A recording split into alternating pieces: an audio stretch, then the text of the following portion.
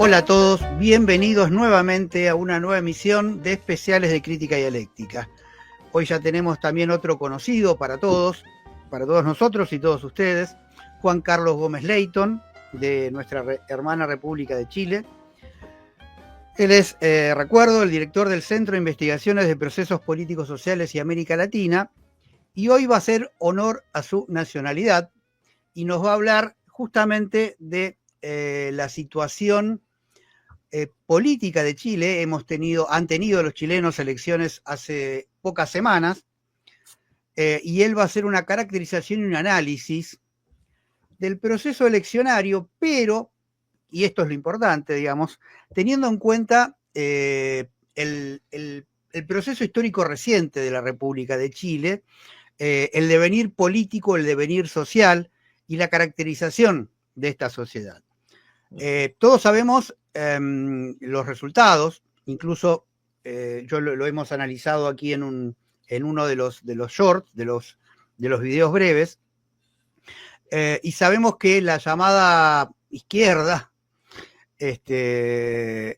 ha obtenido la primer minoría, pero muy cerquita del segundo, que es podríamos caracterizarlo, o por lo menos yo lo caracterizaría, una de las variables de la extrema derecha, y el resto están ahí entre la derecha y la extrema derecha. Sumado todos estos, han sacado una abrumadora mayoría respecto de, creo que es, si no me equivoco, es la primera vez que se da esta diferencia tan grande. Nos lo va a confirmar ahora Juan Carlos, digamos, ¿no? Así que todo indicaría que en el balotaje no hay mucha vuelta que darle, digamos, ¿no? A pesar de que el progresismo latinoamericano lo presentó como una victoria de Jara. Pero bueno, para esto lo tenemos a Juan Carlos, así que hola Juan Carlos, ¿cómo te va? Yo no hablo más. Hola, te dejo a vos que nos expliques un poquito. Bueno, hola Guido, gracias nuevamente por la invitación a comentar y comentar y presentar el proceso electoral chileno, que creo que es importante colocarlo dentro de lo que es el contexto de sociedad que somos, o si ustedes quieren con otro tipo de lenguaje, dentro de la formación socioeconómica chilena. Es decir, ¿qué es la formación socioeconómica chilena? Chile, como todos ustedes saben, sufrió un golpe de Estado en 1973, hace 52 años, y ese golpe de Estado que derroca a un gobierno socialista, que era el gobierno de Salvador Allende. Años después, en 1975, 1982, fundamentalmente, inicia un proceso de modificación, de alteración, de transformación general de lo que era la estructura del país hasta ese momento. Se produce lo que algunos autores han denominado una contrarrevolución revolucionaria, una revolución capitalista dentro de una contrarrevolución, que significó el establecimiento de un nuevo patrón de acumulación capitalista, y ese nuevo patrón de acumulación capitalista es el neoliberal, que se comienza a desarrollar en el 75 y comienza a profundizarse en 1982. O sea, llevamos ya casi un siglo, medio siglo de neoliberalismo, con lo cual la sociedad chilena, que había producido ese experimento, ese fantástico proceso de la unidad popular, esa sociedad es como que ya desapareció. Desapareció y se transformó en una sociedad que yo denomino como una sociedad neoliberal.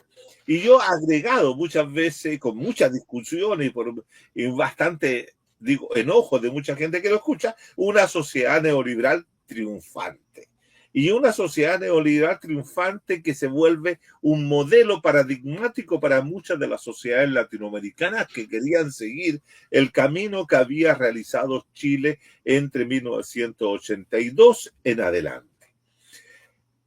Cuando se produce el cambio de régimen político y se pasa de la dictadura a una democracia, no hubo una ruptura, no hubo un cambio, no hubo un quiebre de las estructuras sociales, políticas, culturales, económicas que había establecido la dictadura. Todo lo contrario, la concertación de partidos por la democracia a partir de 1990 estructura una misma continuidad de formas de gobierno que van a administrar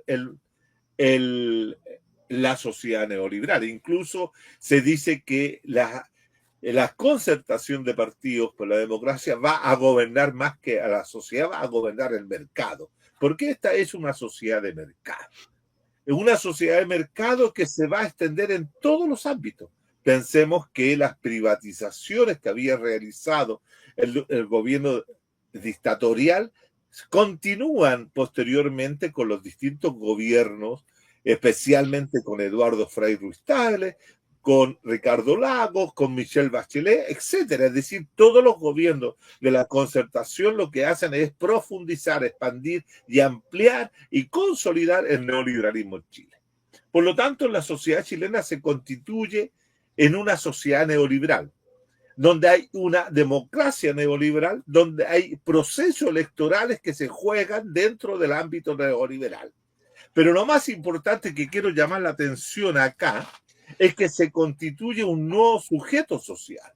Se constituye un sujeto social que yo denomino el sujeto ciudadano neoliberal. Y por lo tanto la sociedad se vuelve neoliberal y los hombres y mujeres, niños y niñas de esta sociedad se vuelven también neoliberales. Es decir, son hombres y mujeres, niños y niñas que tienen incorporada, socializada, ¿cierto? Su Weltanschauung neoliberal, es decir, la cosmovisión de mundo que posee es la neoliberal. Eso no quiere decir, estimados y estimadas que me están escuchando, de que no existan grupos que resistan y se opongan al neoliberalismo. Por cierto que los hay. En toda sociedad siempre hay gente que se opone a las formas de dominación predominante y hegemónica. Y eso también explica muchos de los elementos de reventones históricos, de alzamientos, de movilizaciones, de movimientos sociales, etc. Está ahí presente. Pero lo predominante, lo hegemónico en la sociedad chilena es el neoliberalismo. Por lo tanto, para entender los procesos electorales, tenemos que entenderlo dentro de ese mismo entorno. ¿Qué es lo que quiere decir esto?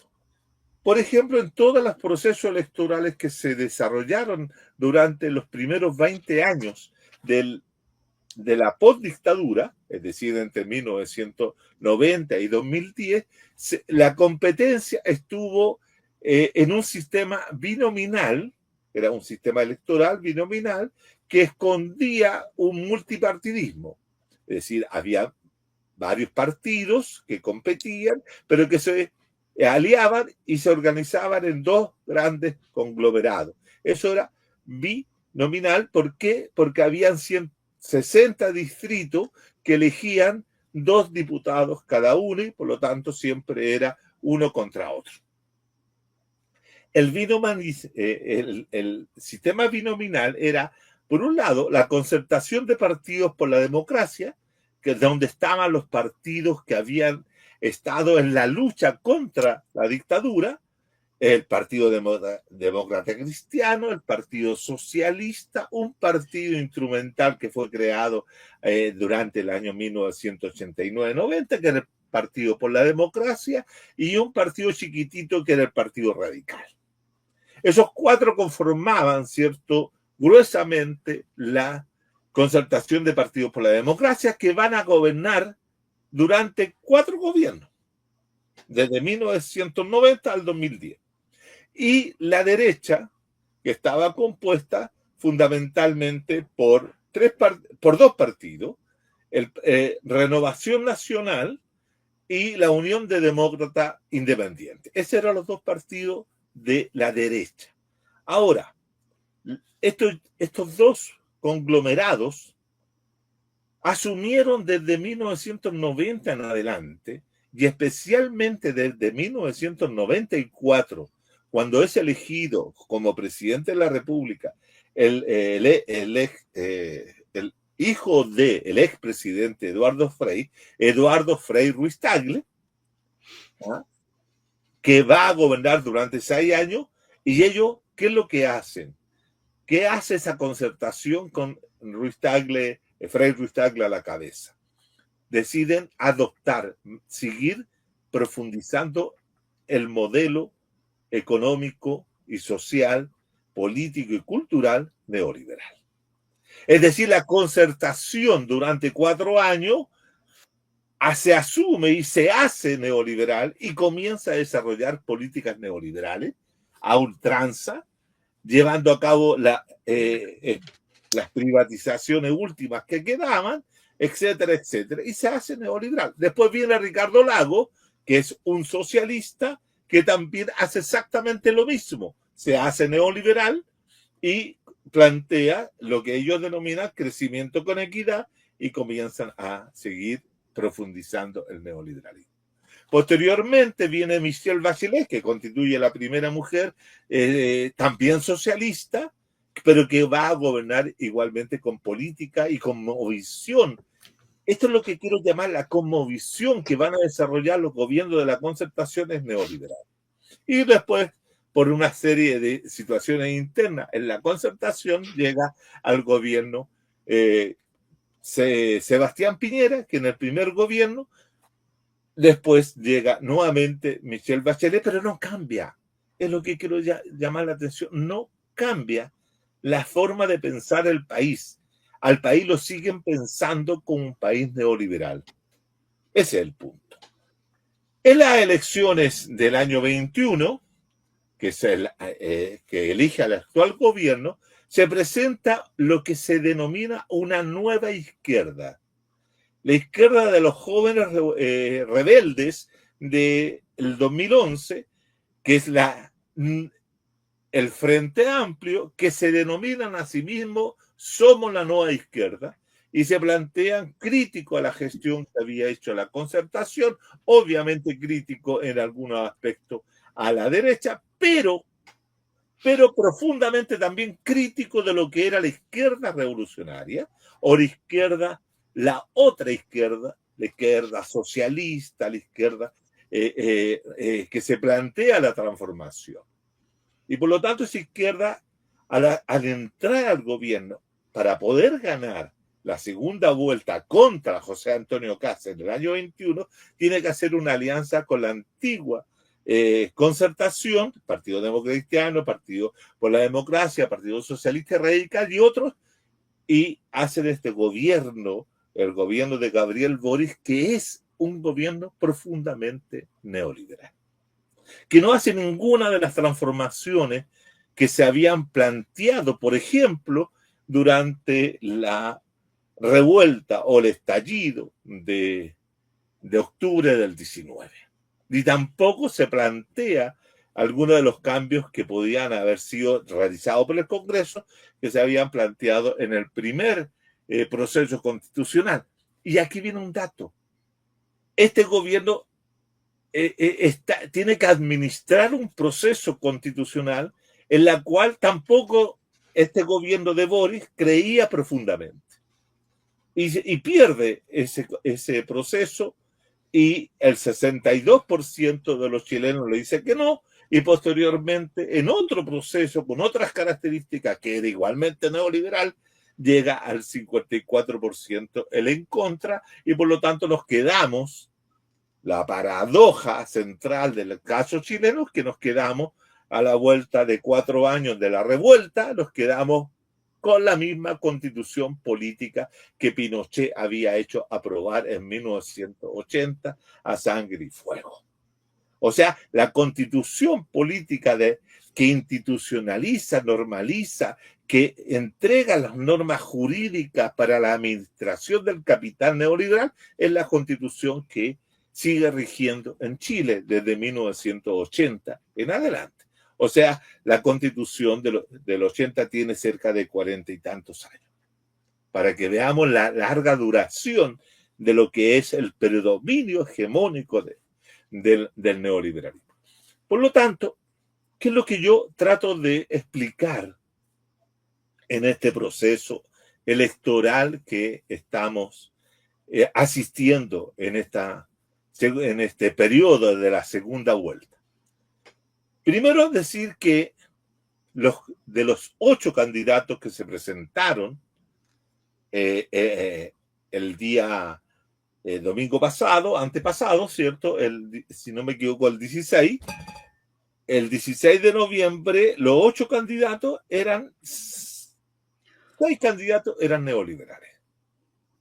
Y habían 2 que se movían en una cosa extraña, como, voy a decirlo, cosa extraña, una cosa rara, que era una izquierda bastante trasnochada en cuanto a sus planteamientos, en cuanto a su forma de concebir la política, que era, pero al mismo tiempo diría yo que era la más honesta de todas las candidaturas, porque decía justamente lo que pensaba y buscaba desarrollar una transformación de la sociedad chilena, porque no apuntaba a reforzar, ni a sostener, ni a continuar con el neoliberalismo, que era la candidatura del profesor Artés, que era por tercera vez que se presentaba como candidato a la presidencia, él levantando justamente un discurso de carácter revolucionario, un discurso de carácter anticapitalista, antiimperialista, etcétera, como que su discurso muchas veces nos recordaba y nos hacía ver, ¿cierto?, el presente antiguo chileno de antes de 1973, o si ustedes quieren, ese presente o ese pasado de la izquierda revolucionaria latinoamericana hasta los 70. Pero él tiene una concepción de la forma de hacer política que no es de la más aceptable, etcétera. Y después venía una candidatura que era de un díscolo de la política que es chilena, que es Marco Enrique Ominami, que se había presentado. Esta era la 4ª o 5ª vez que se volvía a presentar, que había logrado tener una altísima votación en el 2010 y como díscolo dentro de la Concertación. La división que provoca Marco Enrique Ominami provoca la posibilidad de que Piñera llegue al gobierno por primera vez, la derecha llegue al gobierno por primera vez en este periodo postdictatorial. Ellos representaban, Marco Enrique representaba un tipo de gobierno semejante a los que había hecho para la identificación de los amigos y amigas Argentina, Fernández, el expresidente Fernández. Él era muy amigo de Fernández, él pertenecía a este grupo de Puebla, que estaban con Lula, con Petro, con Andrés Manuel López Obrador en México y ahora con Claudia Sheinbaum, etcétera, de ese grupo, ¿no? Pero que ese grupo también ha tenido fracasos muy fuertes en América Latina, con excepción, diría yo, hasta ahora, el gobierno de AMLO y de Claudia en el contexto de Norteamérica. Ellos 2 eran como los únicos que no eran plenamente, de ninguna manera, continuadores de las formas liberales o neoliberales. Pero los otros 6 sí. Aquí lo que tenemos que entender que las competencias electorales dentro de la sociedad chilena son competencias entre grupos políticos o sectores políticos que poseen una concepción de sociedad que no es otra que la neoliberal.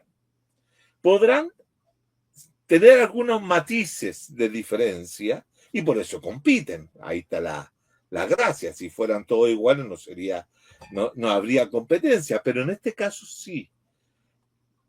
Jara, la candidata Jara, que es militante del Partido Comunista, representaba lo que yo denomino un neoliberalismo socialdemócrata.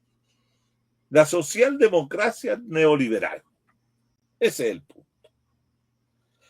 Gabriel Palma, un destacado, pero destacado economista que vive y trabaja en Inglaterra, él dijo en una entrevista, estudiando tanto el plan de gobierno económico de Jara y el plan económico de Kass, que eran los dos exactamente iguales porque tenían la misma base de concepción neoliberal.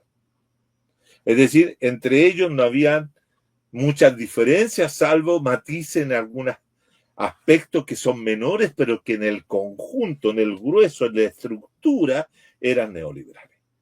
Eso era, que son los dos que pasaron, ¿cierto?, a la segunda vuelta. Después venía, ¿cierto?, el neoliberalismo liberal, que representaba el Chile Vamos, Renovación Nacional, con partidos pequeños como Demócrata, Amarillos, Evópoli, que llevaban como candidata a Evelyn Matei. Y Evelyn Matei representaba un neoliberalismo semejante o continuador de lo que habían sido los gobiernos de Piñera. Piñera lo que aparece como que Piñera aparece en el mundo como el sujeto que reprimió la revuelta, el que dijo que estaba en guerra contra los chilenos, contra un enemigo poderoso, etc. Y tiene mala imagen por esa razón, la cual es totalmente merecida esa mala imagen, pero muchos de los analistas que han estudiado tanto el gobierno 1 como el gobierno 2 de Piñera han sostenido que el gobierno de Piñera se ubican dentro de la misma línea y dirección que tenían los gobiernos de la Concertación y de la nueva mayoría, que era el segundo gobierno de Bachelet.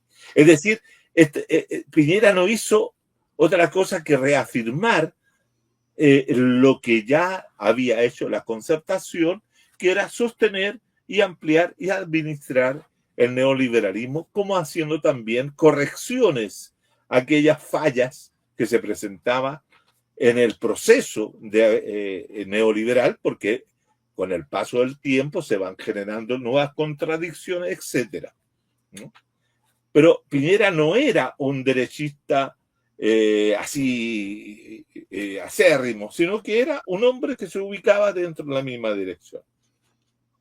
Lo nuevo en esta oportunidad era que habían dos candidatos de la extrema derecha, que era José Antonio Kass, que ya se había presentado anteriormente, y él representa un neoliberalismo, vamos a decirlo para simplificar, pinochetista.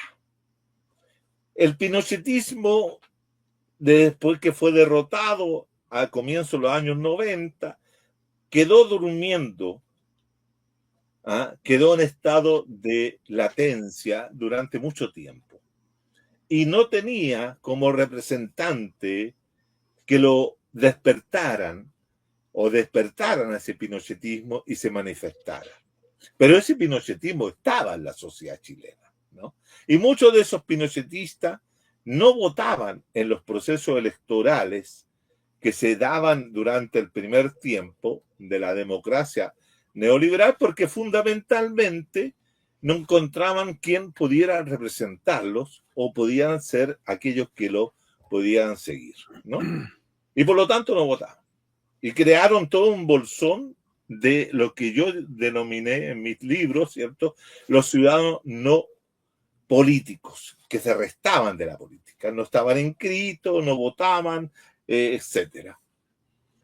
Pero cuando aparece José Antonio Kass, es como que él les remueve, les despierta el pinochetismo y comienzan a apoyarlo, con una postura conservadora, reaccionaria, etc., y de profundo defensor del modelo neoliberal. Pero justamente dentro de ese mismo partido, otro pinochetista, competitivo, pero de un carácter mucho más nacionalista y que se pega a lo que era la libertad avanza, en el caso argentino, su hermano, uno de los hermanos de Johannes Kaiser, asesora a Milei, que es Kaiser, no me acuerdo el nombre del hermano, pero que está ahí junto con Milei, y él levanta también una opción semejante y crea el Partido Nacional Libertario en esa misma orientación. Pero no es más que un apéndice de lo que podría ser el Partido Republicano, y ahora están dándose apoyos para esta segunda vuelta.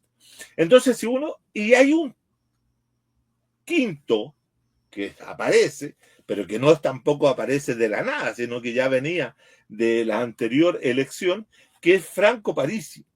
Y Franco Parisi viene y tiene un partido que se llama el Partido de la Gente, y que es un partido que va a representar lo que perfectamente podemos llamar el liberalismo populista.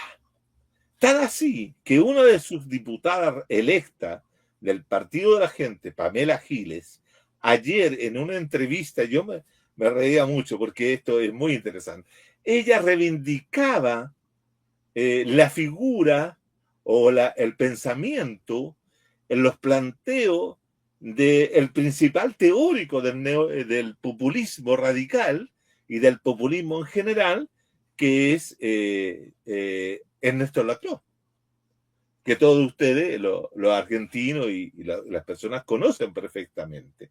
Ella, Pamela Giles, hablaba de Laclau como aquel teórico que le permitía entender a todo este conjunto de personas y de individuos que habían votado por Franco Parisi, saliendo el tercero en esta competencia.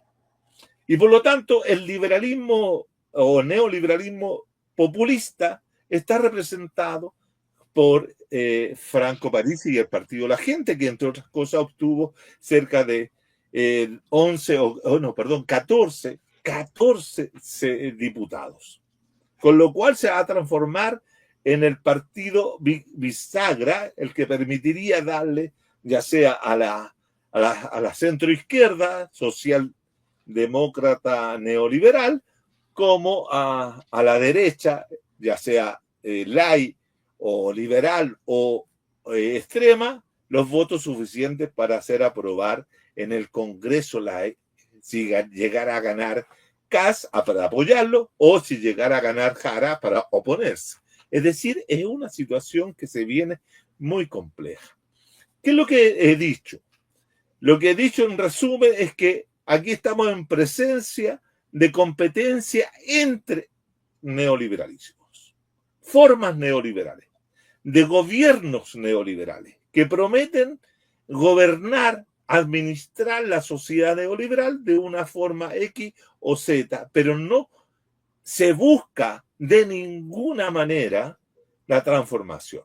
Bueno, quien pudiera representar la idea de la transformación sería Jara, porque ella proviene del Partido Comunista o es militante del Partido Comunista, o porque ahí está el partido del Frente Amplio, que se ha definido de izquierda, que son los partidos, o el partido que apoya a Gabriel Boric, y está el Partido Comunista. Pero, perdónenme, pero esos partidos nunca, desde cuando aparecieron hasta ahora, han sido partidos antineoliberales. Son partidos profundamente neoliberales que están buscando hacer algo que un sociólogo chileno de reconocida trayectoria y muy reputado, así como Laclau en el caso del populismo, en este caso en la socialdemocracia, que es Manuel Antonio Garretón, que llamó que todos estos gobiernos hacen un neoliberalismo corregido y que mezclan algo de progresismo limitado. Esa es la fórmula. Pero de ninguna manera en esta elección, como en las anteriores elecciones, se ha producido una disputa por la transformación de la sociedad. Suponer aquello es equívoco. Ahora, el tema central es que lo que yo he sostenido también es que la sociedad chilena, al ser una sociedad neoliberal, es una sociedad que se asemeja a un mall, un gran mall. Si los argentinos han venido permanentemente a comprar a Chile, bueno, Chile es un gran mall, un gran supermercado. Y la política ha perdido todo sentido de proyección futura. La política en Chile no busca la transformación, como he dicho, las alternativas políticas, los partidos políticos no levantan programas de gobierno que vayan a pensar y proyectar la sociedad del futuro. No están pensando en construir una sociedad de futuro, sino lo que están pensando es cómo administro adecuadamente la sociedad actual. Yo no busco son simples administradores de esta sociedad de mercado, como definís. Exactamente, eso es lo que son. Por lo tanto, en ese sentido, esperar transformaciones es un equívoco. El problema sustantivo que tiene la sociedad chilena es que el sujeto que participa en política es un sujeto neoliberal. Por lo tanto, vota, y esto quiero dejarlo muy claramente, vota con una racionalidad que es la racionalidad del sistema neoliberal. ¿Y cuál es la racionalidad que tiene el sistema neoliberal? Que cada sujeto en forma individual debe maximizar sus utilidades. La vieja fórmula que estableció ya hace ya varios siglos don Adam Smith, ¿cierto? Que buscamos en el mercado, ¿cierto? Los actores que participan en el mercado buscan maximizar sus utilidades. Bueno, los votantes chilenos hacen exactamente lo mismo. Quienes le ofrecen, ¿cierto?, una serie de perspectivas, posibilidades políticas que le van a mejorar sus condiciones materiales o le van a mejorar sus subjetividades, independientemente que sean estas concretas o no. Por ejemplo, el tema de la seguridad. Yo te prometo seguridad. Bueno, nadie puede prometer seguridad si no es que diga yo voy a armar a todas las policías, voy a sacarle a la calle, voy a crear un estado policial. Bueno, es relativo también eso. Bueno, hoy día todo ese tipo de subjetividades son las que se están jugando en este mall de ofertas que hicieron los candidatos, que ahora quedaron reducidas a dos. Las dos que Jara pasó con el 26% de los votos, 27 exactamente, y Kast pasó a la segunda vuelta con el 24. Hay 3 puntos de diferencia. Es decir, si uno considera así un análisis más clásico, tanto Jara como tiene el 70 y tantos % de la gente que la en contra, como también Kast tiene el 74% en contra, salvo que, y ahí viene el detalle, que la derecha en esta oportunidad, o los neoliberales de derecha, con sus expresiones distintas, fueron divididos y Kast puede sumar los votos que obtuvo o las preferencias, las adhesiones que tuvo Johannes Kaiser y las votos y adhesiones y simpatías que obtuvo Evelyn Matei. Y eso puede darle en este momento el 50, casi el 51% de los votos en una segunda vuelta. Y la Janez Jara tiene que crecer, ¿cierto? De 26%, tiene que conquistar un total de 30 y tantos % de votos. Entonces la pregunta que se hacen todos los analistas en este momento en Chile, ¿de dónde Janez Jara puede sacar esos votos para poder triunfar y derrotar a Kast, como lo hizo la vez pasada Gabriel Boric? La única forma es conquistar los votos de Franco Parisi, que obtuvo el 20% de los votos. Hay 20% de votos que están en disputa, que perfectamente de irse todo los 20% o los 2,5 millones de electores hacia Janez Jara, tampoco alcanzaría, porque Ujú. serían 20 más 26, hacen, o 27, hacen 47, le hace falta 3%, ¿de dónde podría sacar? No lo saca no lo saca ni con de la votación de Artés, que sacó 0,66% de los votos, ni tampoco de los votos que obtuvo Marco Enrique Ominami, que sacó el 1,18%, ni tampoco de los votos de un outsider que había postulado, que era Harold McNichols, que sacó también un 1 y tanto. No lo alcanza. Por ahí, rajuñando por acá, pero la situación se ve compleja. Se ve compleja, salvo que durante este periodo, que quedan 2 semanas o 3 semanas para ese acontecimiento, el 14 de diciembre, la candidata del Partido Comunista y del Pacto de Unidad por Chile, que son 9 partidos, pudieran hacer un trabajo de convencer o de atraer no solo a los votantes de Parisi, que les podrían prometer una serie de cosas, porque como van a ir a buscar su rendimiento o maximización de sus utilidades, podrían ser convencidos para que votaran por ella, pero también a los sectores populares que en un momento determinado o en esta elección votaron por, ya sea por Kaiser o Matei.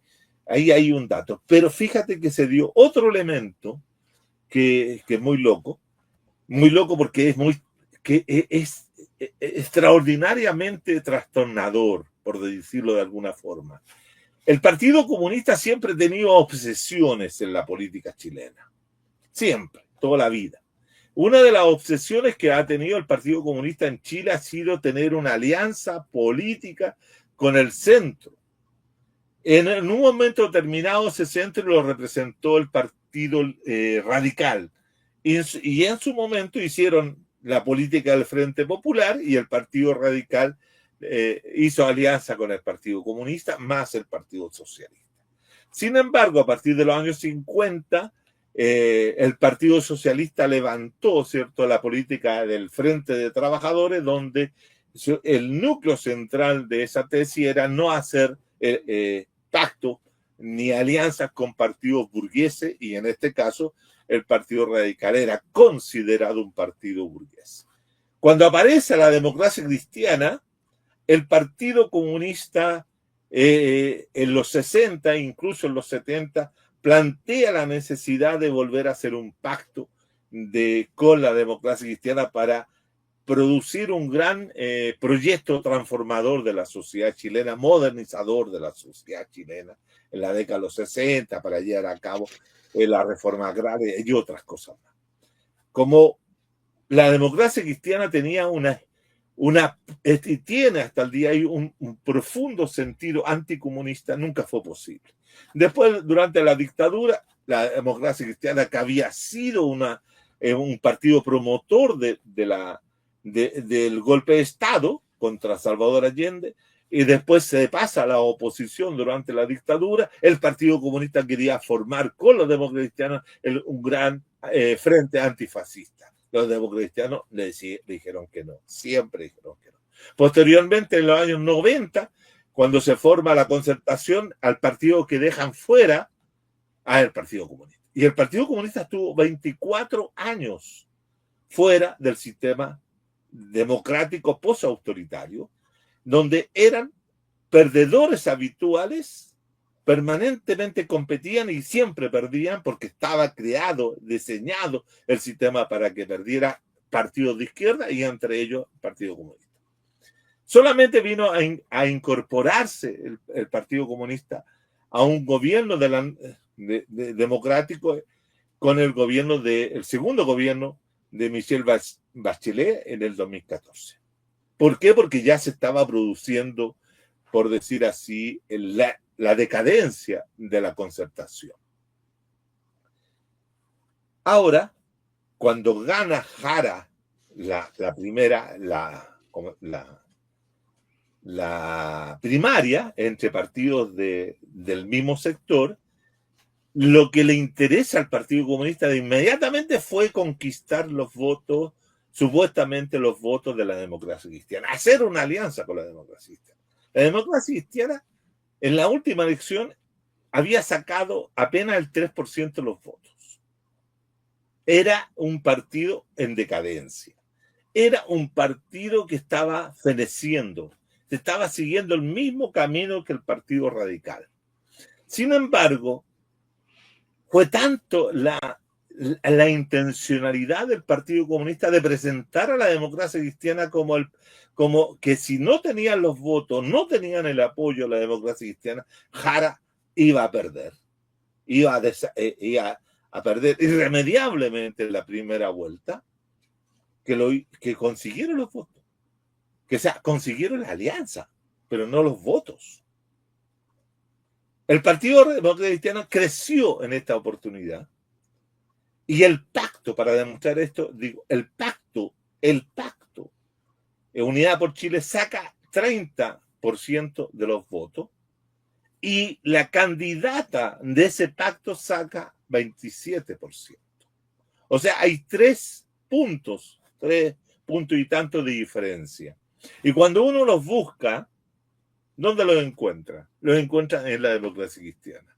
La democracia cristiana obtuvo 4% de los votos del pacto total, sacó 8 diputados, pero no votaron por Janet Jara. Los democratas de base votaron por cualquier otro candidato, tal vez por la Evelyn Matei, pero no votaron por Jara. Eso prueba que hay obsesiones que conducen a malas decisiones. Levantaron, reconstruyeron con esa decisión un partido como la democracia cristiana. En el fondo, lo que estoy diciendo, que la incapacidad del Partido Comunista Chileno de plantearse la posibilidad de hacer algo distinto, de ir a buscar los votos que necesita a los sectores populares, a la clase trabajadora, a los sectores campesinos, a los sectores portuarios, etcétera, etcétera, los va a buscar al centro político, los va a buscar a la clase media, a los sectores medios, no a los sectores populares. Y con eso hace de que se debilite el Sánchez. Lo mismo le está pasando ahora. Para poder triunfar en la segunda vuelta, si es que tiene alguna esperanza de derrotar al candidato de la derecha, en este caso es José Antonio Kast, tendría que buscarlos a los sectores populares, pero eso no se observa. Ahora, Kast es un pinochetista, y quiero decirlo así porque para el público que me está escuchando en Argentina y en otros lados, podrán entender que es un autoritario de lomo y tomo, de tomo y lomo. Es decir, una persona que tiene una concepción muy poco democrática. No es Piñera, no es Evelyn Matei, que tenían algunos elementos que le permitían, ¿cierto?, desarrollar un gobierno democrático. Lo voy a poner como, era como Macri, por decirlo. Milei no es igual a Macri. Macri era un tipo que aceptaba en algunos elementos, ¿cierto?, el juego democrático. Pero Kast no. Kast es más bien Bolsonaro. Kast es más bien Trump. Kast es más bien Bukele. Ese tipo de sujeto es el que puede llegar acá. Pero hay un elemento que es importante señalar. Esta sociedad neoliberal, que ha funcionado durante 35 años o un poquito más, también tiene elementos institucionales que le permitirían como establecer cotos, establecer contenciones de acciones que podría tomar Kast. El hecho de que no tenga todo el Parlamento a su favor, como ayer esta diputada del Frente de París, el Partido de la Gente, Pamela Giles, le dijera que ella iba a hacer todo lo posible por hacerlo sufrir o hacerlo pasar mal, o lo iba a hacer una total oposición, nos dice que va a ser bastante más complejo hacer un gobierno profundamente autoritario y antidemocrático. Pero eso no significa de ninguna manera que Chile se vaya a salir de los espacios neoliberales, va a continuar ahí. Lo que sí va a intentar hacer Kast es es terminar con todos los avances liberales, de derechos liberales que se establecieron durante estos últimos años. Es decir, entiendo por derechos liberales, por ejemplo, el aborto con las 3 causales, que lo va a tratar de limitar o eliminar o terminar con él, el matrimonio igualitario, etcétera. Es decir, cuestiones que son liberales. Como también va a tratar de revertir el tema de las 40 horas y bajar o mantener el piso del salario mínimo, etcétera. Va a intentar hacer recortes sociales. Eso todavía los economistas, tanto de la propia derecha, se lo han cuestionado. Creo que va a tener, no es un buen sujeto en términos de preparación, José Antonio Kast, para enfrentar una presidencia compleja. Bueno, tampoco lo era Boric y bueno, pasaron 4 años rápidamente. Lo que sí, y con esto termino, Guido, lo que hace falta en Chile, que es una ausencia no solamente en Chile, sino que también lo he dicho, es una ausencia en toda América Latina, en todos los países de América Latina, es que no hay izquierda anticapitalista. Y la izquierda anticapitalista que existe es menguada, fragmentada y no tiene ninguna conexión, no logra conectar con las masas. Es un problema que la izquierda va a tener que resolver rápidamente para estar evitándose la continuidad de esta sociedad neoliberal, por lo menos en Chile, que tiene un peso que va irradiando hacia otros sectores y como en un momento determinado la sociedad chilena también se transformó en un paradigma. Y termino. La revuelta del 2019 fue un espejismo, justamente en el oasis de tranquilidad que era, de acuerdo al presidente Piñera, lo que se vivía en Chile. Fue un espejismo porque mucha de esa protesta eran ciudadanos neoliberales, como yo lo he sostenido en otros momentos y en otros lugares, ¿cierto? Eran ciudadanos neoliberales protestando por tener mejor mercado, no el mercado. Es decir, yo siempre caractericé en algunos escritos, ¿cierto?, a esa revuelta como revuelta de los clientes, de los ciudadanos clientelares, ¿no? Sí. Entonces, bueno, eso es lo que ocurre en Chile. No se nos viene la noche oscura, no se nos viene el terror fascista, no se nos viene nada de eso. ¿Por qué? ¿Por qué digo esto con esa afirmación, Guido? Porque Chile ha sido de derecha desde 1973 en adelante. Chile es una sociedad en la cual se impuso la derecha capitalista más feroz, más brutal, que para poder sostener este sistema no dudó de violar los derechos humanos en forma sistemática y después construir una sociedad que permitiera continuar con el capitalismo y sin crítica alguna, sin que nadie le pueda cuestionar mayormente la situación. Imagínate que se dice que salieron a la calle cerca de 2 o 3 millones de personas en contra del neoliberalismo, pero había 13, somos 18, habían 15 o 12 millones que estaban a favor del neoliberalismo, como quedó demostrado posteriormente en la votación que se hizo que rechazó la constitución del 4 de septiembre del 22, que fueron el 62%. 8 millones de personas dijeron, no, queremos mantener la misma constitución de Pinochet. Esa es la herencia, esa es continuidad, eso no es alteración. Y eso se debe, nuevamente, insisto en esta idea, a la ausencia de izquierda anticapitalista en el país. La derrota, esa fue total y completa, de la cual no hemos podido recuperarnos. Ese es el panorama político de Chile que quería yo conversar con ustedes. Gracias. Si bien muy interesante y muy esclarecedor. Ahora, si bien acuerdo en que Chile quizás sea el ejemplo más cristalino de la consolidación del modelo neoliberal y de la continuación de esta sociedad que Pinochet cambió radicalmente. El neoliberalismo domina toda América Latina, digamos. Sí. En todo caso, en muchos de los países ha aparecido esto que se ha llamado el progresismo, que nosotros lo tratamos en nuestro último programa en el ciclo de tertulias, que también nosotros caracterizamos como neoliberalismo, en todo caso un neoliberalismo populista con algunos florecimientos de derechos liberales y con unos niveles de explotación un poco matizados con vaselina en todo caso, digamos, ¿no? Sí, total.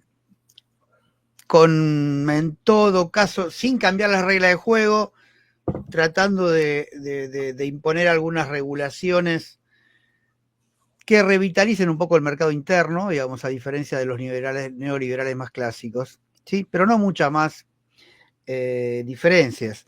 Sí, creo que el caso chileno es el caso más claro. Digo, el progresismo como tal nunca emergió en Chile. El Boric no representó nunca, mínimamente se acercó tibiamente a ciertos postulados progresistas, pero su gobierno, si alguna vez en sus formulaciones, antes de ser presidente, podía tener lazos con los que se llamó el progresismo latinoamericano, su gobierno claramente demostró que no andaba por ese camino, digamos. Sin lugar a dudas, quien logró mejor consolidar el cambio radical hacia la derecha fue Pinochet, de todas las dictaduras latinoamericanas o de todos los procesos intermedios hacia el neoliberalismo. Ahora, yo me permitiría preguntarte, porque siempre vengo teniendo, por lo menos de este lado, como vos decías, el modelo chileno se impone como modelo neoliberal exitoso para toda América Latina. La centro-derecha y la derecha y la extrema derecha lo pusieron siempre como modelo. Y el progresismo siempre lo atacó justamente, porque el progresismo dice tener un programa antineoliberal. Eso es lo que dice, ¿no? Y entonces pone como a Chile como la sociedad terriblemente injusta, terriblemente desigual, donde impera en todos lados la regla de mercado y donde a los trabajadores y a la sociedad le va muy mal. Pero sin embargo, si uno recorre un poco Chile, no ve enormes bolsones de pobreza como sí ve en Brasil, como sí ve cada vez más en Argentina. Y los números macroeconómicos chilenos tampoco no son de los que están más abajo en la tabla de los números en términos de salario mínimo, promedio, en términos de ingreso, PBI per cápita. Al contrario, están en general de la mitad para arriba. Entonces, ¿cómo se explica? ¿Dónde está esa terrible injusticia del neoliberalismo chileno? Incluso el Estado, que el Estado es mínimo, funciona mucho mejor que en el caso argentino, digamos, el Estado chileno, ¿no? En aquellas áreas que se ha reservado.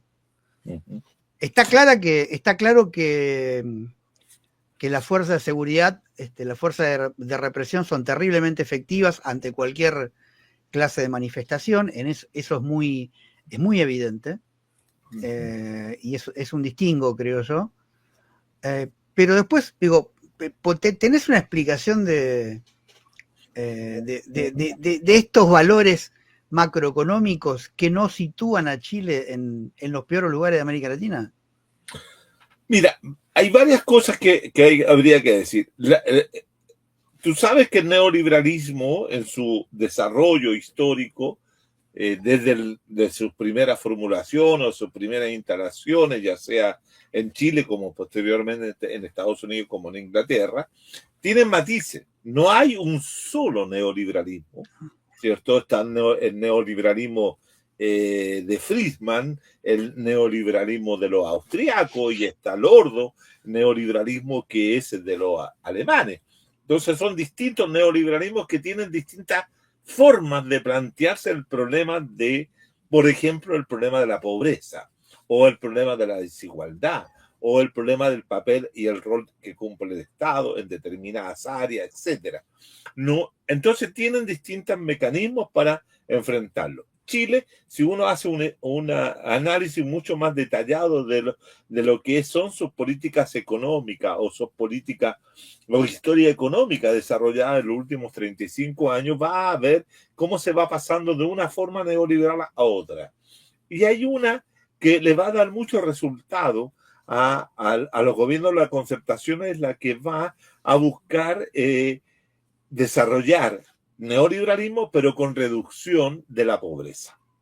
Y se logra reducir la pobreza que se recibe cuando se sale de la dictadura, que andaba alrededor de 30 o 40% de la pobreza nacional, se reduce, ¿cierto?, al 8 o al 10% la pobreza.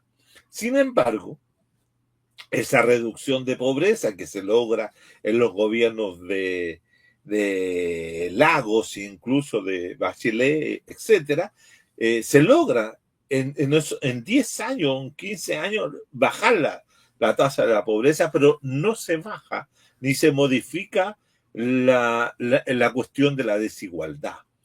El coeficiente Gini que se tiene para utilizar siempre demostraba que Chile era uno de los países de América Latina de profunda desigualdad, comparada, ¿cierto?, con Brasil e incluso con países como México, Haití y otros, ¿no? Y se le ponía a la altura de la desigualdad de países africanos.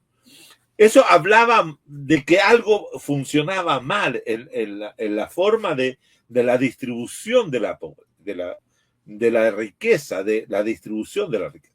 Evidentemente las políticas que se habían implementado en contra de eran políticas focalizadas que atacaban a grupos vulnerables y habían logrado golpear rápidamente a ese tema, pero también había un dato que se había cambiado los indicadores de cómo medir la pobreza. También es todo un conjunto de situaciones que se daban. Pero el que no habían logrado modificar era el tema de la desigualdad. Había desigualdad y muy fuerte y persiste la desigualdad, pero eso no quiere decir, y este es un elemento que a mí siempre me parece llamativo, la desigualdad no implica que tú no tengas acceso al mercado, que se planteó en un momento determinado, así como que el neoliberalismo dejaba a mucha gente fuera del mercado. El tema central es que al estudiar la conformación y constitución del mercado en las sociedades chilenas, yo fui percibiendo junto con otros que había la creación de mercados estratificados. Entonces, cada sector, por decirlo, no en términos de clases, sino vamos a hablar del sector socioeconómico, A, B, C1, C, D, cualquiera de esos sectores, todos esos sectores tienen su propio mercado y todos pueden acceder a su mercado. El otro elemento que no corrige la desigualdad, pero ayuda a que la desigualdad no sea tan explosiva, es el tema del crédito. El crédito, la sociedad chilena es una sociedad que yo siempre he dicho que se modernizó con M de McDonald's, es decir, se modernizó al estilo norteamericano, estadounidense. Y esto es una sociedad crediticia, es decir, donde el sujeto para acceder a bienes tiene que tener una tarjeta de crédito y comprar esos bienes a crédito. Y todo el mundo. En Chile todo se compra a crédito. Uh-huh. La persona que no tiene tarjeta de crédito para acceder a determinados gastos fuertes, como por ejemplo salud, pagar un plan de salud o pagar el auto, todo eso merece tener crédito. ¿Me entienden? Entonces eso también en Chile se fue masificando. Y llegó un momento que las dueñas de casa, solo por el hecho de ser dueña de casa y tener un lugar fijo donde vivir, tenían casa propia o arrendada en un lugar. El supermercado donde hace sus compras cotidianas para la alimentación le otorgaba una tarjeta de crédito con una cantidad de dinero X para poder acceder a compras de alimentación. Claro. Y estudios que se han hecho demostraron de que las dueñas de casa que tenían tarjetas de crédito, que voy a ponerlo en dólares, $50 como de crédito mensual, eran las mejores pagadoras que existían, cumplían religiosamente con el crédito, porque eso les significaba que después le aumentaban a $75, después a $100. Entonces la persona se iba sintiendo que ella tenía una capacidad de estar en el mercado, Claro. de participar en el mercado. Entonces hay toda una discusión en torno al endeudamiento. Entonces dice, es que la sociedad chilena es una sociedad que está profundamente endeudada y que los que salieron a la calle fueron aquellos que estaban endeudados y estaban enojados porque no podían pagar. Efectivamente, mucha gente que salió a la calle para el 19 eran personas que estaban endeudadas.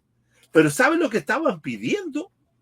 Que estaban pidiendo que se bajaran las tasas de interés de los endeudamientos, o porque se habían atrasado en una o dos cuotas, no los pusieran en una cárcel que se llama DICON, que es la Dirección de Comercio, que los pone ahí, y que eso les impedía a muchos obtener otro crédito.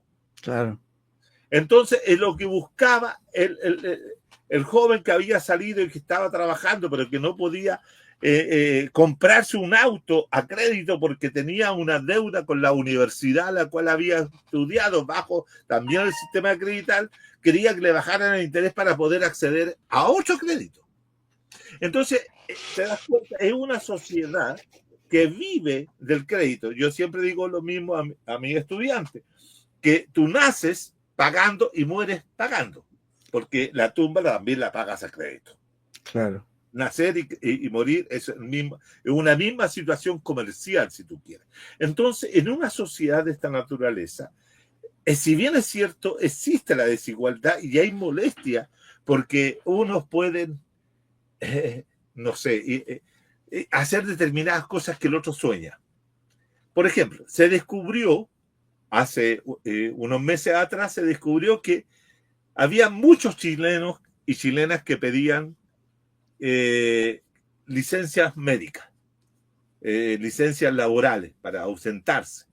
Y se descubrió, cruzando datos, de que la mayoría de esas personas que pedían licencias médicas salían al extranjero y se iban a República Dominicana, se iban a Brasil, a Europa, salían a viajar, estimado. Claro, porque si la pasan todo el día trabajando o todos los meses trabajando, tienen que buscar algún mecanismo para poder darse el lujo de viajar, porque al chileno le gusta viajar. ¿Y cómo lo hace? Pide licencia médica, se mete en un crédito de consumo o pide un crédito en una agencia y se va por un mes o por 15 días a viajar por Europa. Entonces, esta es una sociedad tremendamente consumista, pero tremendamente desigual. Es una sociedad profundamente individualista, y que no va a estar dispuesta a movilizarse por cuestiones colectivas que puedan poner en peligro su propia existencia de sujeto credical. ¿Y cuál es el peligro mayor que tiene este sujeto credical? Es perder su trabajo, porque el momento de perder su trabajo pierde la posibilidad de tener ingreso y por lo tanto sin ingreso no puede pagar tarjetas de crédito, se la quitan y pasa a ser un paria de esta sociedad de consumo. Por lo tanto, esto es una sociedad profundamente disciplinada. Y cuando se enojó, un sector de ella se enojó en octubre del 19, se enojaron aquellos que no tenían todas las posibilidades de acceder a lo que estoy señalando. Claro. Entonces, esa gente se enoja, pero se enoja por un momento y puede reclamar. El 80%, de acuerdo a las encuestas que se hacían en ese momento, el 80% de la gente estaba de acuerdo con lo que se estaba protestando y lo que se estaba demandando, pero no estaban de acuerdo con la forma, es decir, establecer barricadas, salir todos los viernes a la calle, pelear con los carabineros, etcétera, etcétera. La violencia implícita en esa revuelta no era aceptada por todos, pero estaban de acuerdo todos, porque todos seguían a ver beneficiados. Si tú conoces el trabajo de Malcolm Olson acerca de la lógica de la acción colectiva, ¿cierto? Donde se movilizan algunos, pero los que se movilizan pueden generar un beneficio para muchos. Exacto. Entonces acá es lo mismo. Acá se movilizan algunos y todos están felices. Fíjate que cuando se discutió el tema de la gratuidad de las universidades, se movilizaron todos los estudiantes a favor de la gratuidad. Piñera, que era el presidente en ese momento, 2011, 2012, bajó la tasa de interés del crédito universitario de 6% al 2%. Y estableció que en un día o en 2 días todos los estudiantes que tenían crédito tenían que volver a firmar el pagaré o firmar los documentos que aceptaban esa rebaja. Las colas o las filas para poder firmar eran enormes. Claro. Se hizo todo en 2 días y se acabó la movilización social. Se acabó la movilización estudiantil. Porque el objetivo, y ahí cuando yo digo que esa es la racionalidad de cómo maximizo mis utilidades. Yo maximicé porque ahora voy a tener menos crédito, o sea, menos interés que pagar, mejoro mi situación, al mismo tiempo logro gratuidad. Algunos van a ser beneficiados por la gratuidad, porque la gratuidad no es universal, sino que es una postulación como una beca, te la otorgan, y por lo tanto yo mejoro. Del 2013, el movimiento estudiantil desapareció de las universidades chilenas. Del 13 al 25, ¿cuánto tiempo llevamos? Llevamos más de 12 años sin movilizaciones estudiantiles. Los únicos que salen a la calle y son los que están permanentemente haciendo actividades, digamos, de protesta, son los estudiantes secundarios, que son grupos fundamentalmente anarquistas, de distintas layas o distintas perspectivas, que salen a la calle. Pero el resto, todos tranquilos porque lograron, ese es mi punto, lograron un nivel de aceptación.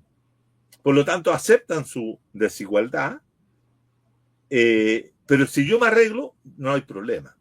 Claro. Ese es el tremendo individualismo de la sociedad chilena. Ahora, claro, hay sectores, y tú vas a conversar con gente de izquierda, te va a decir que hoy día hay un problema habitacional. Sí, hay sectores que tienen problemas habitacional, que son fundamentalmente grupos migrantes que han llegado al país y que son como 1 millón de personas que no tienen donde vivir, por supuesto que no tienen donde vivir. Y por lo tanto presionan para lograr y se toman algún terreno y crean campamentos, etcétera. Y hay chilenos que también los acompañan, etcétera.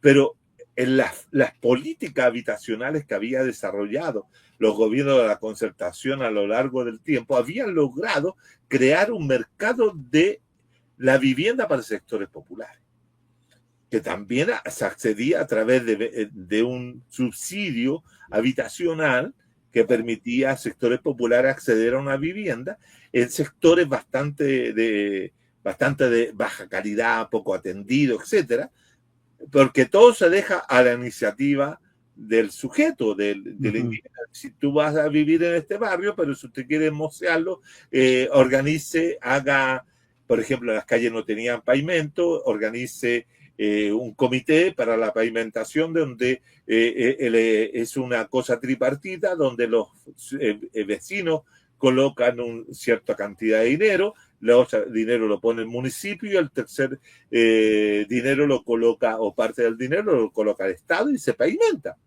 Es decir, acá no se hace nada sin la participación pagada de los grupos que participan en solucionar alguna cosa. Entonces, eso también te lleva a lo siguiente, que yo también lo he estudiado, que es el mejoramiento de las condiciones materiales de los chilenos y chilenas. Hoy día el acceso al automóvil, por decirte que es una aspiración de muchos, es total. Yo vivo en una comuna popular en San Joaquín, en la región metropolitana, y yo salgo a recorrer el vecindario y te cuento 15, 20, 30 autos el fin de semana afuera de las casas donde vive el sector trabajador de esta población.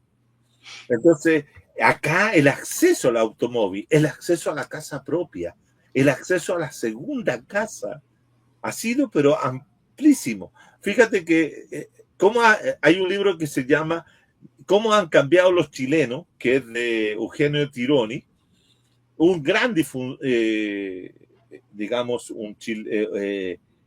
publicista del neoliberalismo chileno, y él demuestra que en a finales de la década de los 70, durante el gobierno de la Unidad Popular, inclusive los chilenos tenían un televisor en casa, que era punto de reunión de toda la familia, porque todos podían ponerse a ver televisión, y yo creo que tú también experimentaste ese mismo fenómeno, como muchos otros argentinos y argentinas. Pero hoy día, dice, hay 4 televisores en una casa. Claro. Cada uno de los integrantes tiene un televisor en su habitación. Bueno, entonces ese acceso a bienes también le cambió, lo que yo digo, la mentalidad al chileno. Claro. Y esa mentalidad que le cambió al chileno lo hace conservador. Y lo hace conservador en el estilo de decir, no me vengan a mí con distribución, no me venga que fue la campaña que hizo la derecha durante septiembre del año 22, cuando decía, mira, si usted tiene 2 casas, si vienen los zurdos, se la van a quitar. Le van a quitar una. Entonces, eso también lleva a la población a adoptar una posición de conservadurismo total y completo. Y por otro lado, ¿cierto?, observan de que ellos mejoraron y mejoraron durante estos últimos 25 años o 35 años de democracia postautoritaria. Por lo tanto, ellos no ven negativo que continúe el neoliberalismo. Claro, ellos reclaman porque no tienen acceso a operarse, porque hay muchas filas o listas de espera, etcétera. Pero no les quita el deseo de seguir siendo neoliberales. En Chile hay un deseo de ser neoliberales. Entonces, eso explica las pocas rupturas que hay del neoliberalismo en Chile. Eso explica por qué no hay otro tipo de planteo. ¿Por qué Artés? Yo siempre me pregunto, ¿por qué Artés, teniendo todo el discurso anti-neoliberal, por qué la gente no vota por él? Claro. Y eso te queda demostrado porque lo consideran radical, o lo consideran que eso no va a ser posible, o no lo van a dejar, y prefieren el pragmatismo racional de votar para aquellas alternativas que sí le van a ser posible. Ahora, lo que puede explicar una votación, por decirlo, a favor de Jara en las elecciones del 14 de diciembre pueden ser las cuestiones valóricas.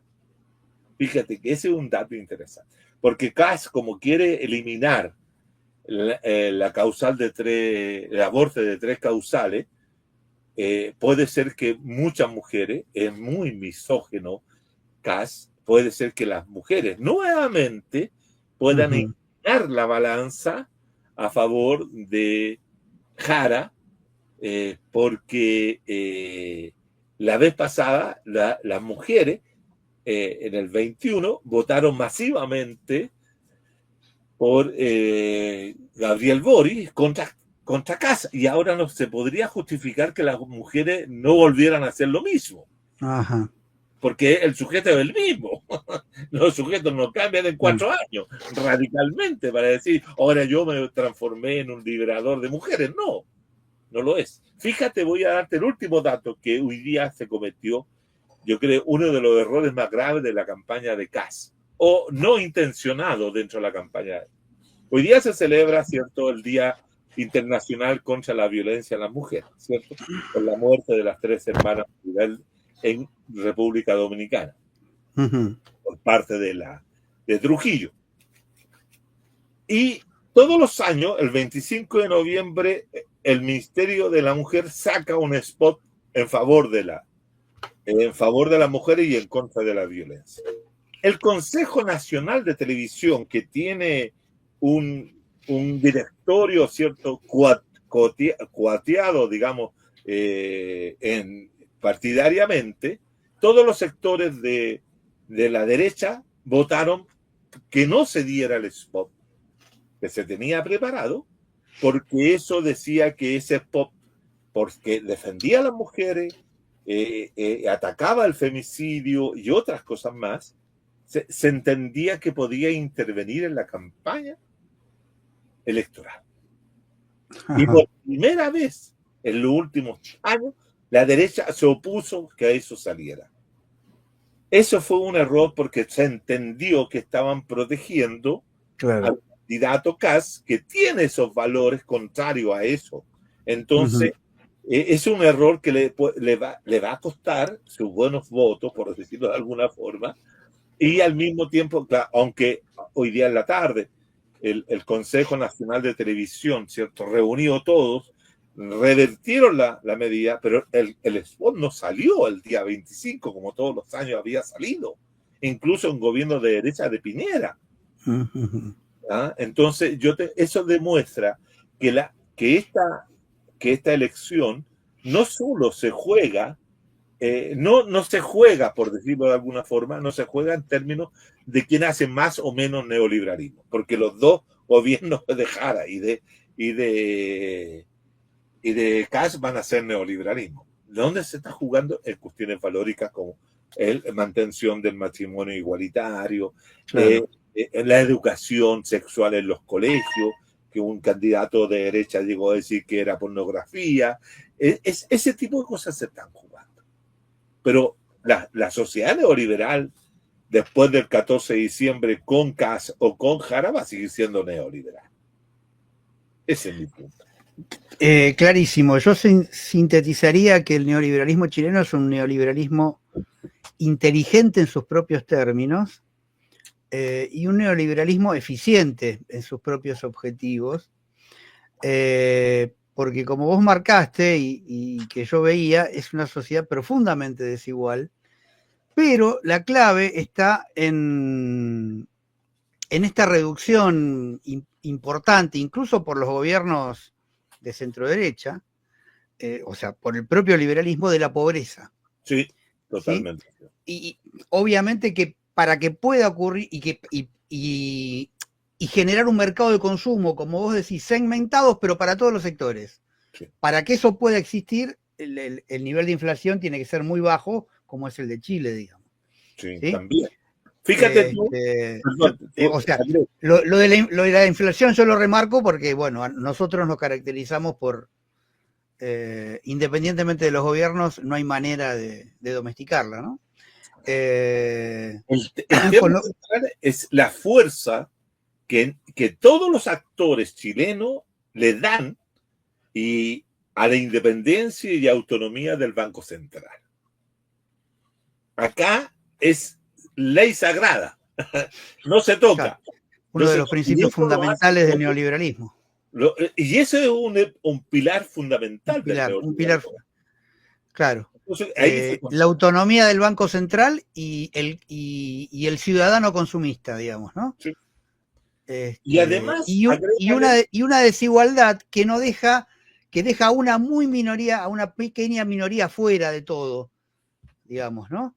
Entonces, claro, el consumismo se hace carne en las identidades ciudadanas Y bueno, si todos podemos consumir, cada uno a su nivel, bueno, por eso es que dan los valores que dan también, y por eso es que el progresismo argentino está equivocado respecto de Chile, y la crítica que orienta a Chile está muy mal ubicada, digamos, ¿no? Porque el progresismo argentino lo que pinta es que la sociedad chilena es una sociedad donde los trabajadores no ganan nada, son todos pobres, hay algunos ricos, y eso no es. Uno con solo recorrer un poco Chile se da cuenta que eso no es. Mira, yo tengo un amigo que es argentino que trabaja en la Universidad de Lanús y él vino, cuando yo iba y exponía esto ahí en la Escuela de Ciencia Política de la universidad y otros lugares, mucha gente que ya sorprendía me decía, ¿cómo va a ser esto posible? Claro. Él vino a Santiago de Chile en visita y descubrió esta sociedad de mercado. Me decía, yo estuve acá y me daba cuenta de lo que tú decías y estos sujetos neoliberales que están ahí. Eso no quiere decir de ninguna manera que no existe explotación, que no exista... No, todo lo contrario, no. Yo siempre digo lo mismo. Tú no puedes caracterizar a una sociedad a partir de lo que tú dijiste recién del 20 o el 25% de su población. Tú tienes que entender la sociedad en la cual habitamos fundamentalmente del comportamiento de las mayorías. Y las mayorías son el 85% o el 80%. Fíjate que la izquierda llamó a votar nulo el domingo 16 como una forma de rechazo a este sistema y de abstenerse de otra manera también. El 85, el 86% del padrón electoral de 15 millones de personas, porque somos poquitos, no somos como ustedes, que son bastante, ¿cierto? El 13 millones y medio de chilenos y chilenas fueron a votar. Sí. Y el voto nulo fue solo el 4% estimado en elecciones presidenciales. Sí. Toda la izquierda que se presentó no pasó, no alcanzó ni siquiera el 0,5 de la votación. Entonces, no solamente tenemos un problema de eficiencia, como bien dices tú, del neoliberalismo, sino cómo construimos una narrativa, como se dice hoy día, digámoslo en viejo discurso, cómo construimos un discurso para llegar a las masas, para hacerles sentir que el capitalismo que estamos viviendo es destructivo no solamente de la naturaleza, sino también de muchas vidas humanas. Pero como a mí no me toca... Exactamente. Lo que pasa es que la explotación social es muy difícil verla y palparla en carne propia si uno puede acceder al mercado, a su nivel, pero puede acceder al mercado. Totalmente. Todas las revoluciones se dieron en sociedades profundamente desiguales, con niveles de explotación explícitos, bien visibles, y con una gran cantidad de población fuera del sistema. Con población pobre. Claro, por eso, una gran cantidad de población pobre casi fuera del sistema. Claro. En ese caso, por eso también Argentina se puede entender de ciertas variantes disruptivas, un poco más, de ciertos progresismos un poco más críticos, porque acá son terribles los que están afuera del sistema. La cantidad de gente que no accede a un mínimo nivel de consumo. Sí. Además la inflación es mortal, el Estado terriblemente ineficiente, unos niveles de corrupción impresionantes, ¿no? Y digo, y lo otro es una sociedad muy ordenada, la chilena. No, es muy disciplinada, la gente le gusta. Le gusta estar ordenada, le gusta que la cuiden. Pero el Estado mismo se nota, a diferencia del Estado argentino, que es un caos. No, el Estado chileno es eficiente en cuanto a Estado. Claro, muchos dicen, mire, que el Estado no llega a todos los lugares. Sí, no llega a todos los lugares, pero donde llega muy bien. Pero me sorprende a los lugares a los que llega, te digo. Sí. Comparado con Argentina. Claro. Así que, bueno, Se nos está haciendo ya, estamos casi en 1 hora y media, pero bueno, la explicación ha sido muy, muy clara, muy concisa. Creo que todos hemos entendido en este relativo poco tiempo el proceso de los últimos 50 años de Chile, digamos, ¿no? Sí, yo recomendaría a la gente que quiere profundizar que entre a la plataforma de Claxo, del Consejo Latinoamericano de Ciencias Sociales, busque mi libro y ahí va a encontrar más detalladamente cómo es la sociedad neoliberal. Yo tengo 3 libros sobre ese tema que están colgados ahí, así que en ese sentido. ¿Y cómo te ubicamos? Con Juan Carlos Gómez Leyton, tal cual. Dentro de... Bueno, es la única razón por la cual yo voy a promocionar entrar a Claxo, digamos. Bueno. Para poder encontrar tus libros, ¿no? Sí. Porque Claxo es uno de los responsables de lo que nos pasa a toda Latinoamérica también. En algún sentido también. Sí. Así que, pero si es para buscar tus libros, adelante nomás. Y pero si solo no, para eso, no vayan a ningún otro lado de la página de Claxo. Si no, busquen ahí a Juan Carlos Gómez Leyton tal cual y van a llegar en YouTube, llegan a mi canal y tienen 347 videos donde he tratado todo esto. Ah, buenísimo. Bueno, entonces tenemos tu canal con los videos y los libros. Pero mi libro también se puede encontrar en la se pone Juan Carlos Gómez Leyton y ahí aparece. Exacto, sí, pones en Google tu nombre y ahí van a aparecer. Ya sea los enlaces a Claxo o de algún otro lado donde se pueda descargar. Sí. Por supuesto. Está bien. Bueno. Lo que yo diría, compañero, que para poder tener una Claxo distinta, habría que trabajar para obtener ese lugar. Porque si se lo dejamos a la socialdemocracia o se lo dejamos a esos sectores, indudablemente que ellos van a hacer ese tipo de progresismo. Es que yo estoy convencido, Guido, que la política ha perdido esa posibilidad. Acá las universidades quedaron todas en manos del progresismo, por llamarlo neoliberal, socialdemócrata. Nadie disputa eso. No. A ver, aquellos que planteamos en la academia, y este canal se caracteriza por eso, algo distinto, somos más o menos como los votantes de Artés, que llegó al 0,5%, así que es muy difícil con ese número generar otro Claxo por ahora, pero bueno, hay que seguir trabajando. Pero hay que hacerlo. En eso estamos, no, seguimos trabajando, lo que pasa es que hay que ser realistas de que por ahora la correlación de fuerza no nos da. No, yo también digo lo mismo. Yo tengo un canal de 647 adherentes, entonces tampoco soy... No, pero hay que seguir sumando. Hay que seguir sumando y confluyendo a aquellos que tenemos más o menos objetivos en común. Bueno. Así que en eso estamos.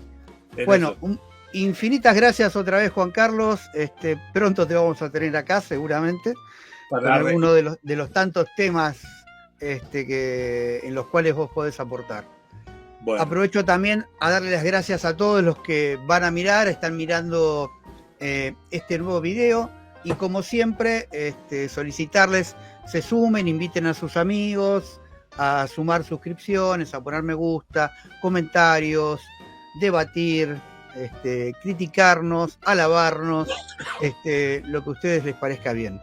Así que un adiós para todos, gracias, y adiós para vos, Juan Carlos, hasta la próxima. Gracias, Guido, que te vaya bien en todas tus cosas, y saludo a toda la gente y amigos argentinos.